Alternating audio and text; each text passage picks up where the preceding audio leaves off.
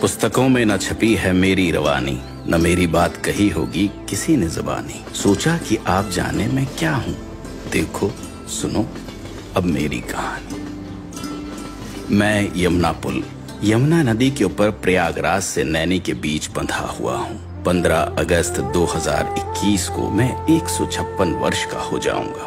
इस पुल ने आज़ादी से 82 साल पहले ही 15 अगस्त की तिथि को बहुत महत्वपूर्ण बना दिया था, क्योंकि इसकी शुरुआत 15 अगस्त 1865 में हुई थी। 156 वर्ष की आयु में भी मैं रेल की सेवा में तत्पर हूँ, उसी दृढ़ता और मजबूती से जो मेरे जन्म के दिन था।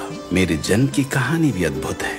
वैसे तो यमुना नदी के ऊपर मेरे निर्माण की योजना अंग्रेजों ने सन 1855 में ही बनाई, पर 1857 के स्वतंत्रता की पहली लड़ाई की वजह से प्रकल्प रोक दिया गया।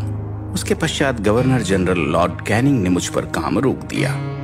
वे सुरक्षा हेतु रेल को किले से या उसके आसपास से ले जाना चाहते, ताकि किले की बंदूकें उनकी रक्षा कर सकें।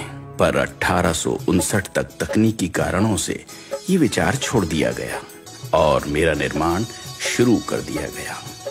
मेरे निर्माण के समय की भी एक रोचक कहानी है। ये जब पुल बन रहा था तो बार बार ये गिर जाता रहा। तब इसके बाद जो है ये इंजीनियर जो है इसे जूता मॉडल बनाया पानी के बहाव के लिए, कि ये फिर बनने के बाद पानी सीधे जाने लगा। इस एक पिलर को बनाने में लगभग 20 महीने लग गए। आज भी ये अद्वितीय पिलर मुझे थामे हुए खड़ा है। मेरे निर्माण के कई वर्ष पश्चात रेल पटरियों के नीचे बैलगाड़ी और अन्य वाहन के लिए रोड भी बनाया गया, जो आज भी वाहनों के यातायात के लिए इस्तेमाल किया जाता है। मेरे निर्माण के समय मुझ पर एक ही पटरी चलती थी, पर यह रेल इंजीनियर्स की दूरदृष्टि ही थी कि जब 50 वर्ष बाद दूसरी पटरी बिछाने का निर्णय लिया गया, ढांचे की मजबूती इतनी थी कि बिना कोई बाधा दूसरी पटरी बिछाई गई। मेरे ऊपर चलती ट्रेनों ने न सिर्फ इलाहाबाद को नैनी से जोड़ा, उत्तरी भारत को भी पूर्व भारत से जोड़ दिया। अंग्रेजों ने रेल पटरियां बिछाई थी भारत को कंट्रोल करने के लिए, भारत को बेड़ियों में बांधने के लिए। ये सब इस ब्रिज पर भी दिखाई देता है, क्योंकि यहाँ पर प्रहरियों की व्यवस्था थी, यहाँ पर गेट बनाए गए थे और सब कुछ हमेशा वॉच किया जाता था। गौ घाट यानी इलाहाबाद की तरफ और दूसरी छोर नैनी की तरफ एक वक्त में गेट लगे रहते, और जो ट्रेनें गुजरती उनसे टोल वसूल कर ही मुझ पर चलने दिया जाता। भारतीय रेल ने इन गेट्स को उखाड़ फेंक दिया है।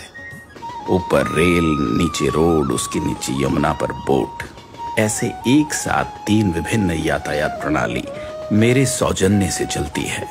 आज भी हर 4-5 मिनट के अंतर पर मेरे ऊपर बिछी हुई दोनों पटरियों पर तेज गति से ट्रेनें चल रही हैं। मुझ पर से गुजरने वाली मालगाड़ियां भारत की अर्थव्यवस्था को बहुत बड़ा योगदान देती हैं, और यात्री ले जाने वाली ट्रेनें इस देश की जनता, सभ्यता और संस्कृति को जोड़ती है। ये रेल कर्मियों की तत्परता, मेहनत और निष्ठा ही है कि लगातार 156 वर्ष से मेरी देखरेख और रखरखाव में कोई कमी नहीं आई और मेरी देश सेवा बरकरार है। नैनी ब्रिज एक 900 मीटर लंबा स्टील स्ट्रक्चर है।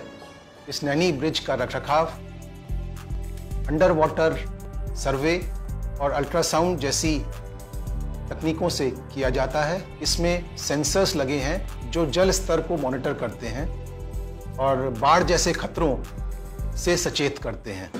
सन 2004 में नए यमुना रोड पुल का निर्माण हुआ और उस पर यातायात शुरू हो गया। हालांकि आज मुझ पर भारी वाहन नहीं चलते, छोटे वाहन और रेल से प्रयागराज और नैनी को मैंने ही सुचारू रूप से जोड़ा हुआ है। यह पुल भारत का तथा भारतीय रेल की विकास यात्रा का पिछले 155 सालों से मौन साक्षी है। अंत में जयशंकर प्रसाद जी की 2 पंक्तियां मुझे याद आती है कि इस पथ का उद्देश्य नहीं है श्रांत भवन में टिक जाना, किंतु पहुंचना उस सीमा तक जिसके आगे राह नहीं। इसके साथ ही मैं विदा लेता हूं, इस वचन के साथ कि देश की सेवा में मैं हमेशा हमेशा के लिए समर्पित हूं। जय हिंद।